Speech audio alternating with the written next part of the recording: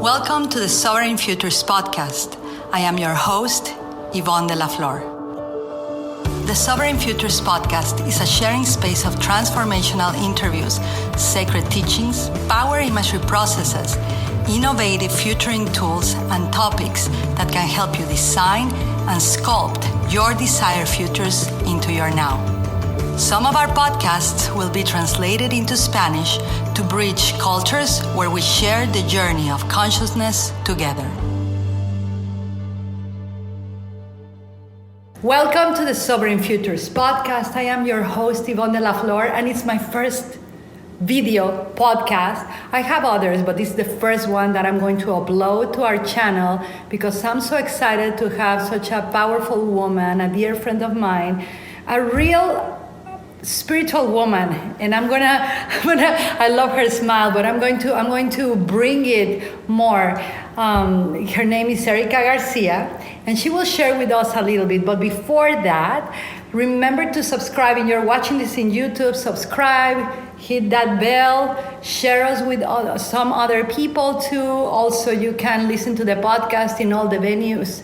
We are in iHeartRadio, iTunes, Spotify, Spreaker, Google. You can tell Alexa, Sonos, everywhere we are where the podcast is. The podcast used to be, I don't know if you know, but it used to be in English and Spanish. Yes, I remember. For a whole year, I did it bilingual as an experiment. They were speaking so much in politics about putting walls. So I used that as a spiritual term of not putting walls, but creating bridges between cultures. And for a year, it really helped Latin America. But even the Latin American people said, Yvonne, can you just stick to one language? So I chose English this year. And it's called Sovereign Futures because I look for anything that helps us still remain unique in the diversity that we are, but still one, and create sovereignty of mind, finances, spirituality, emotional, the sovereign human that we all are meant to be. Mm-hmm. And who better than you for that? Because you really are like a freedom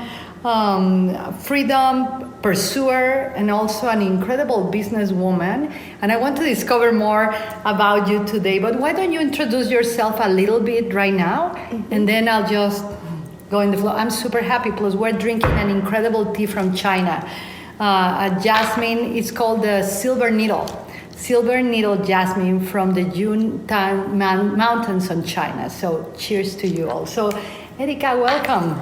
Thank you so much, dear friend, for having me here in this beautiful Zen corner. Mm-hmm. And I'm so honored to be here with you.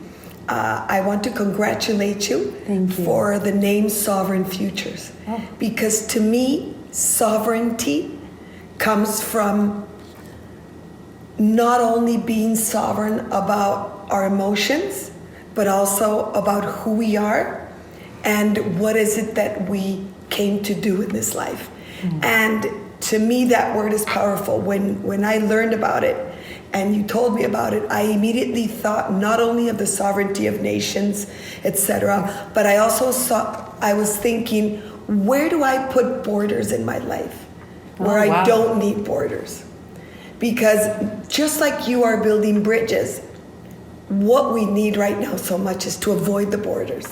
And maybe we need sovereignty from a legal point of view or certain rules just to be able to cohabitate with other people. Yeah. But it doesn't mean that I am not sovereign about my mind. I am not sovereign about my intention. I am not sovereign about my wishes. So to me, it's very powerful. And the word future is because, as you and I know, meditation and becoming familiar with is also the place where we create our future and where we create our future from a best place, which is up there. Oh, I love it. You know Not what? Here. I think I'm going to use her intro as my intro of the podcast. I think you explain Sovereign Futures better than anyone over these almost year and a half of the Soaring Futures podcast, but you just, the vibe that you just shared, you were in a retreat of Joe Dispenza, correct? Yes. I just felt the vibe, you were sharing, I was like, why am I feeling Joe Dispenza here? And it's very rare to find someone that understands how to design futures. And you got it, you have it, I can feel it right now. So tell us, Erika, how are you designing futures right now? Like for society, for others? What's Erika doing for the future? Because I think I just met future Erika, just brought into my corner of this house where we are having tea, Gongfu Cha. You just brought from me my future self right now. So I'm not the same person that I was when we first sat down. Exactly. That's my past self. Right now, my future self just showed up. So this podcast is going to be juicy. Wow. So, this is like, it's not sci-fi. Well, what's happening is, it took me many, many years to understand that I couldn't be pushing, thank you, and pulling from matter, from this realm. How many times as women, and you and I know it as Latinas, we are constantly pushing people. We push our children, we push dates, we have to comply with dates, we have to comply with KPIs in the business, we have to comply all the time. So we're always trying to reach deadlines. And the way that we would do it, at least in my way, because I was always so hyperactive, was either pushing, pulling, or in my case, rushing. And in that rush, I was stumbling upon people, and I didn't even realize that what I was doing was hurting myself and even the people around me, in my business, in my home, etc. So I've been intentionally studying myself, and not only during these lockdown times. Before that, it was a personal separation with a man in my life that I had to dig deep and say, the only person that has and is responsible for what's happening is myself. And the day that I stopped being the victim, and that I realized what you and I learned with our dear friend Tony Robbins, that he kept telling us all the time, life happens for you. It didn't really, I got it, but I was always reaching goals. Yeah, right, if it happens for me, I will. Yeah, only on the mental aspect, right. Not embodiment. But it was until I stopped being the victim, and I stopped the resentment when I got cancer in my right breast, that I said, this is clearly the result of resentment and victimization. And I am the only responsible. I cannot blame anyone. And that's when I said, I must go into the beginning of what is going to be my life mastery as a student. Wow. I'm drinking this mastery, and I think something good is coming in. Gongfu Cha, Gongfu means skill and mastery, and together create the mastery of self-cultivation. And this is so powerful because, we've met each other, we've known each other before, but right now it's a soul moment. For me, this is a soul moment and very futuristic because, when we could interpret meeting people just with our projections and our expectations, but when the soul meets and the future meets, you cannot put it into words yet. We gotta bring it from the future to now. But what you said is so powerful because I can relate. I used to say that I almost graduated from mastery of victimization, but I quit that career. Wow. I quit it. That was from my first marriage. You could ask my first husband and he'll say, yes, she almost graduated with honors. But so I totally agree. And I think this is powerful for people to hear a woman, especially again, as Latinas, right? That we come from a lot of biases. The Latins are like this. The Latin women should be like this. And you said so many wisdom bombs right now that I'm gonna re-listen to this and I just write it down because you said a couple of things that I want to address. You said I was pushing, and I didn't know who I took in my pushing, right?